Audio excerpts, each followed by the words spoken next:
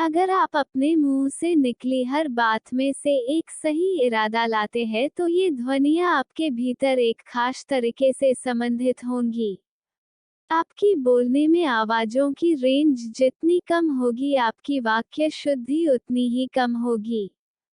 तो अब आपको इसे एक सक्रिय जागरूकता और इरादे के साथ सुधारना होगा। बोलने का क्षमता मनुष्य को दिया गया एक उपहार है। इस इंसान जितनी जटिल आवाजें निकल सकता है वैसा कोई दूसरा जीव नहीं कर सकता।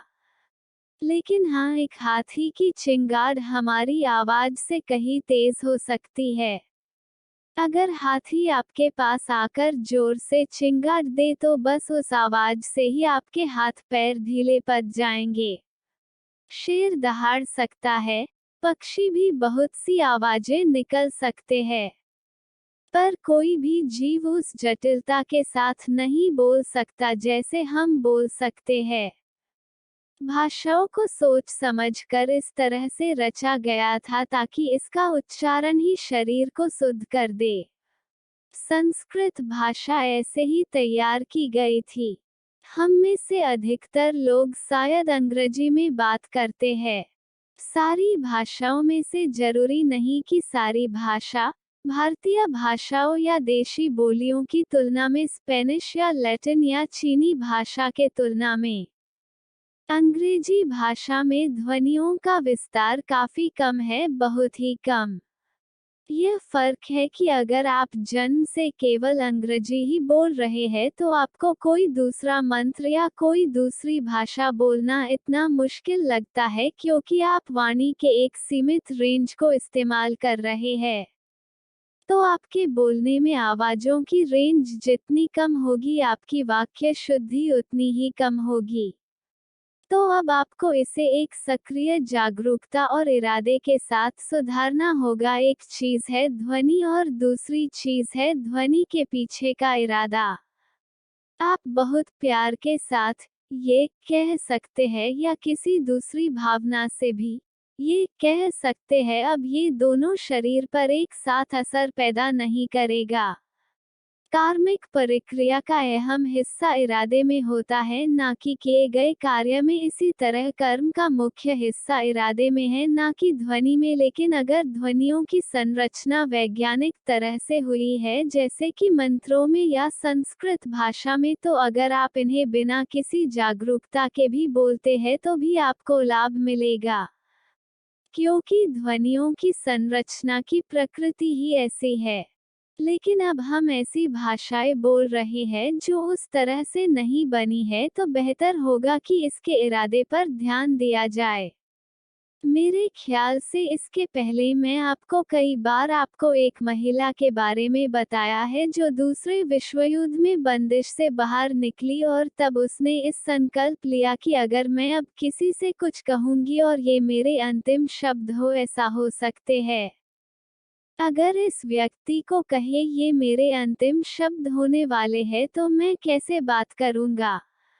मैं हर किसी से सिर्फ उसी तरह से बात करूंगा। यह आपके वाक्य शुद्धि करने का सबसे आसान तरीका है।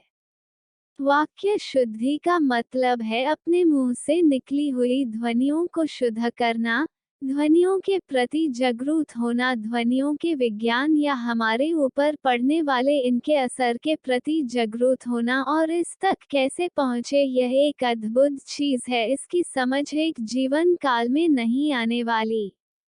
यह नाधी योग है, इसमें बहुत मशक्कत लगती है, तो उसके लिए नाधी योग करने के लिए आपके पास एक मंत्र है।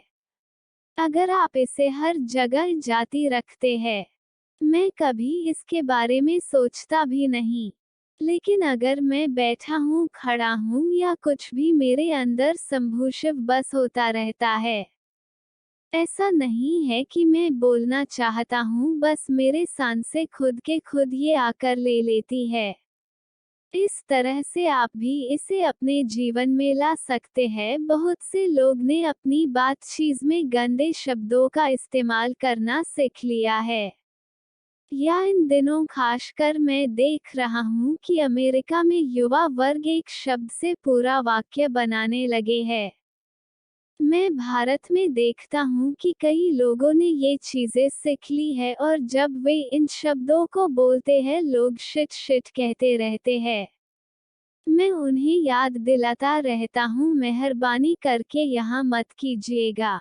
तो सिस्टम में सही तरह का स्पंदन लाने का यह एक तरीका है। यह महत्वपूर्ण इसलिए है क्योंकि आप अपने भीतर यूं ही मौन हो जाते हैं, तो इससे बेहतर और कोई दूसरा तरीका नहीं है। यही परम तरीका है। अगर आप अपने भीतर यूं ही अचल हो सकते हैं तो ये सबसे अच्छा तरीका है।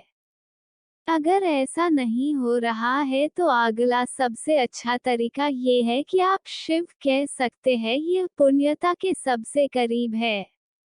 वो ना, अगर बस एक शब्द आपके लिए काम नहीं करता तो आप एक थोड़ा ज्यादा लंबा गाने के लिए आपको एक लाइन चाहिए। तो आप ब्रह्मानंद स्वरूपा या कोई और जप कर सकते हैं, या वैराग्य के उन 5-6 मंत्रों में से जो भी आपने चुना है, आप जिसके साथ भी संबंधित हो बस उसे कीजिए। सबसे बढ़कर आप अपने द्वारा बोली गई हर ध्वनि में सही इरादा लाइए। अगर आप अपने मुंह में निकली गई हर बात में से एक सही इरादा लाते हैं तो ये ध्वनियाँ आपके भीतर एक खास तरह से संबंधित होंगी। सही किस्म के समाधान की इस बुनियाद का होना जरूरी है। अगर आप इस मानव तंत्र को एक ऊंची संभावना की तरह इस्तेमाल करना चाहते हैं, वरना ये हमेशा आपके पीछे घिसटता रहेगा।